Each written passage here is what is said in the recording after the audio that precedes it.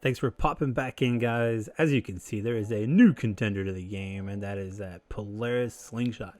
We get it next to the Can-Am Ryker, do a little walk around with it, check it out for the first time. We've seen them a couple times, and but we've never ridden one, ridden inside one, anything like that, other than checking them out at the Zarate Steelwork shop in that video. So we thought it'd be cool to rent one. I wish I could say we bought one.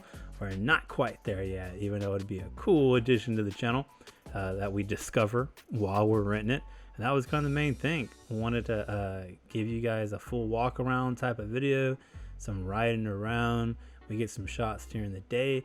I'll upload a whole nother video. We ride it out at night, but it's just Brian and I just having fun with it. Check it out. Thanks for watching. ThrillMouseMoto. Just like I say in all videos, but we gotta get there first. So like I said in the intro, it's not that long of a ride. I think it was like 2.5 hours. Not so bad from our spot. Brian just met up, and as you can see, if we're in a Slingshot and we're in a Ryker, I take the Ryker up there and Brian takes the car, so we can get some cool shots for you guys between the Ryker and the Slingshot. So we mix it up. Like I said, I wanted to get a couple videos out of this to show it off real good to you guys, and I think we did well for our little 24 hours. Oh, I wanted to add this bit because I had a cigarette like my Ryker was smoking with the Fang grill there, that Zarate Fang grill. Thought that was a cool shot. But just a little part where we just run to get some gas, and I talk about the wild ass seat cushion. Man, my wild ass flew off at the last place, went right in the mud. A cushion. I put it in there. Dude, the wind is insane. I'm like, won't come off. You what? Can you put that in the wash? Yeah, if you take the thing out of it. Yeah. Well, I think we're almost there. The wild ass seat cushion, I got that. And oh, those domes. That's how you know you're on your way to Dallas from where I'm at, when you see those little dome house things that look like a caterpillar. I don't know what's actually in those. I don't do a big ride to get there. We just get there. So this is actually the place right here. I don't want to bore you guys with that stuff, but I thought the little parking garage thing was cool. The place is called DFW Slingshot Rentals, I believe, and they give you directions on parking in the garage, and we actually don't notice them, but all the way to the right there is all the Slingshots. We would park right next to them, but we just found a spot. Like I said, we're just gonna jump right into it. So I already speak with them. They actually had some damage and stuff, because this is like 2 days after, and we still didn't even have water when we came to the hotel in Dallas. In our area, because the big freeze, if you guys aren't from Texas or hear anything about it, we had like this crazy snow week where everything froze and we were out water and power most of the week. So it was cool to be able to get out of that and then have a really nice day like this was. But I'm wearing my helmet with the DJI Osmo Action camera on it. If you're not used to the channel, I have a helmet or chin mount DJI Osmo Action on my helmet, so I just kept it on in here. Also in the beginning there, she even warned us, the company that we rented it from, that the e-brake, you have to make sure, or the parking brake, you have to make sure you push it all the way down. And I realized that when I was leaving the garage. If you saw, there was a little blinking light that I didn't notice until I got to the top of the little parking garage there. And that's Brian trying to get me to go around him, but I was like, no, I'll get some cool footage. We're actually still speaking to each other since I'm wearing my helmet in this part of the video. We're speaking to each other on our Sena Evo 20S, communicating on the helmet intercom. So that was kind of fun to do, and you don't look too ridiculous in it because you really don't have a windshield, so there's not a whole lot of protection. But we'll go over all that stuff when we're riding it. If not in this video, then in the next video. But I wanted to get you guys a cool point of view shot of this. I mean, this is what it's like riding it.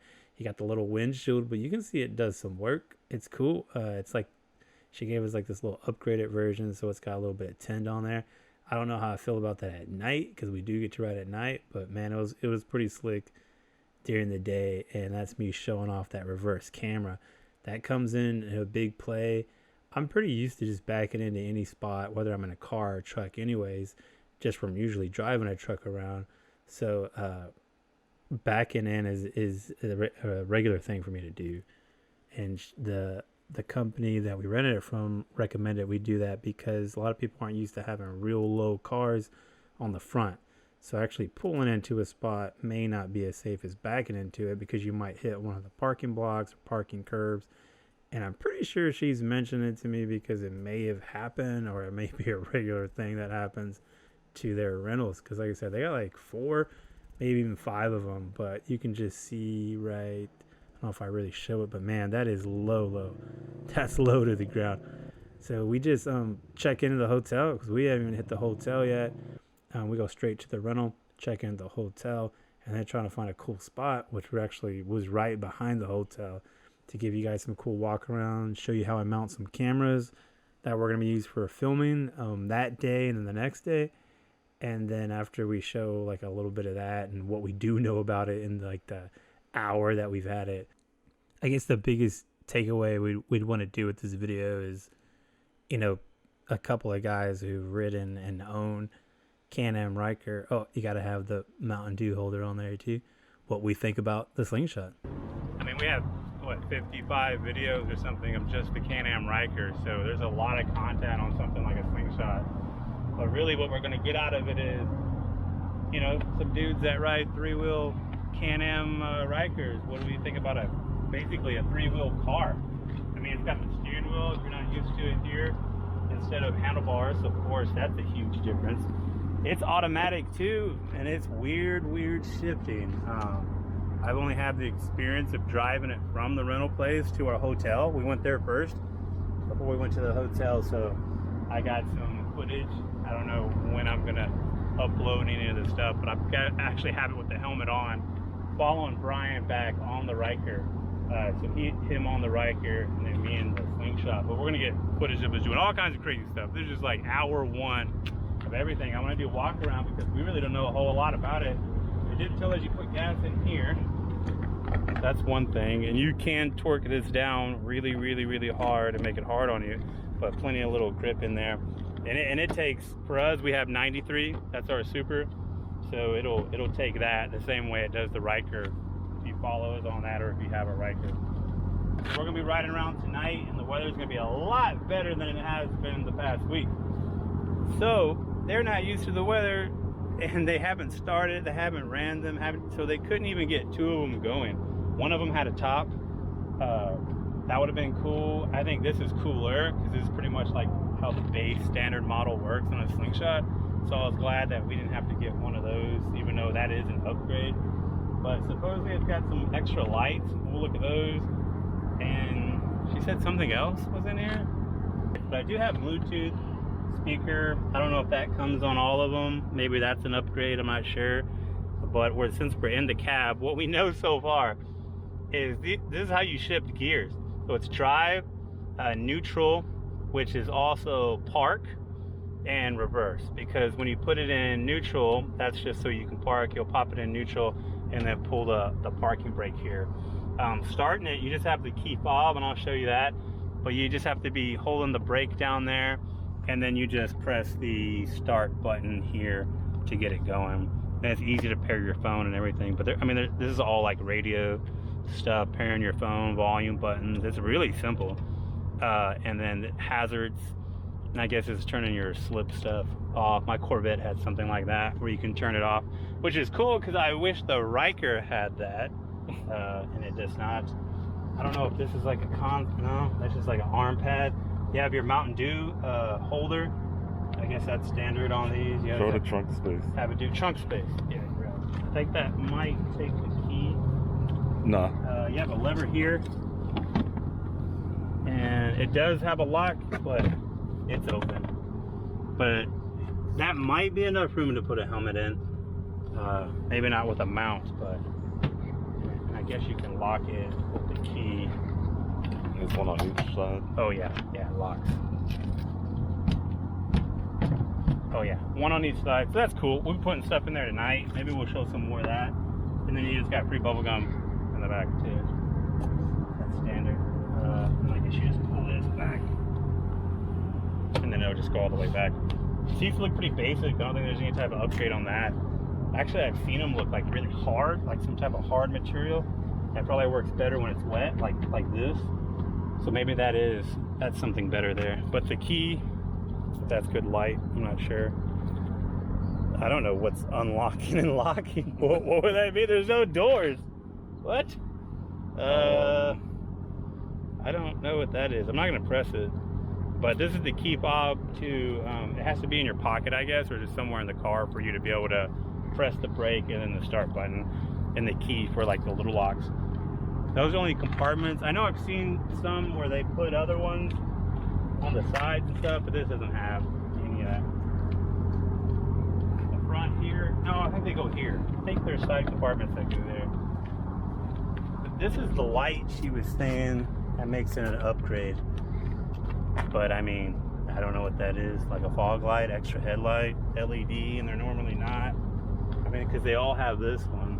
Yeah, there's nothing in there. And then you just have that right there. Okay. But that's what we're trying to do. We're gonna do some footage over tonight and tomorrow because we have it for 24 hours. We picked it up at, it's supposed to be 1:30, but we got everything done at 2. So we're gonna have it from 2 to 2. And I was like, so how can we get maximum everything out of this? DJI on the front, we're gonna experiment. It may not be here later, it may not be here tomorrow, I don't know. But I think it's pretty secure. And I got it kind of doing this crazy angle at both of us. And then I have another one here, I'll come around the other side. And this one is able to, I know it looks like a weird angle, but this is wide. But it'll get Brian and I, whoever's driving, whoever's passenger at the same time, without having to go through the windshield. I try to rig something up where we can get this plus something going up front, but I think for a view that goes out toward the street, like a point of view from the driver, we'll just have to take turns kind of like holding the camera every now and then. But we want to get y'all guys some cool stuff with it, and that's why I brought the extra cameras, and I got these mounted specifically for it. And if it works pretty cool, I want to do it with my Miata too and get some shots. We'll see who's around and who wants to jump in on some ThrillMouseMoto in Dallas, D-Town. And we got the Ryker here too, so you can't beat that. So this is it. I mean, this is the start of the fun here. This is us really riding, especially together. We're having fun, joking around and swapping spots. But I mean, the biggest take for sure, I would say for me, I'm not sure what Brian all thought about it other than he had a blast and that he wants one. So that's pretty good input. But mine is like the shifting. It took a while. This is an automatic, like I mentioned earlier.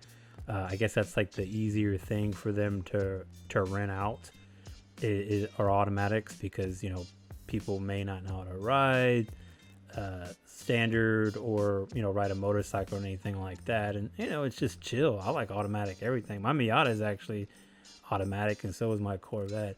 But getting used to the way it shifts. And like Brian says, it's actually pretty similar to his motorcycle. So when you're braking, it feels like you're fighting like the downshifting. So you can hear like the RPMs and stuff going up as you, as Grandpa with the leg room there, as you're braking. So, and he's like, it was no big deal to me. It just takes you a while to get used to it because you're not expecting it since it's automatic and you're not working, you know, a clutch or anything. So is that his leg is out of there? I just noticed that just now he's a full. But yeah, I guess you can stick it in that thing, but I don't think my legs are that long. But yeah, we're having fun. But that was it for me. And by the end of the day, actually the end of this little segment here, from driving it from the rental to the hotel and then to here, I already got used to it. It was fun. It's still weird, but it's definitely fun and it's not so bad having the automatic shifting. I don't know which one I would buy if I bought one, if it'd be standard or automatic, but I did have fun with the automatic. But stick around. We're going to have a whole nother ride video, riding around at night, trying to catch some other spiders, Rykers, and another Slingshot, and more back and forth, having fun. Thanks for watching. If you enjoyed this video, please like and subscribe to ThrillMouseMoto. I was paid to say this since Barry said he felt kind of weird asking. He also wanted me to say Baja Blast slams and yeah dog, ThrillMouseMoto.